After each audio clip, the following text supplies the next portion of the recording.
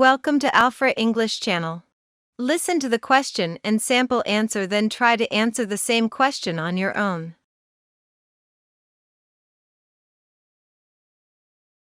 What do you do with the photos you take? After I take around 20 to 30 photographs in my camera or my mobile phone, I connect it to my laptop and sort out the best clicks. Then I name those phones according to the theme and prepare those to upload to my Flickr account. Flickr is a great photo storing and sharing website owned by Yahoo, and it offers enormous storage space. Sometimes, I share a few pictures with my friends on Facebook and Instagram. I usually print a photo if I want to gift it to someone or frame it.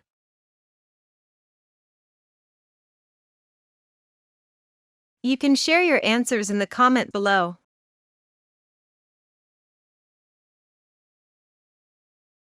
Do not forget to like, subscribe and share this video.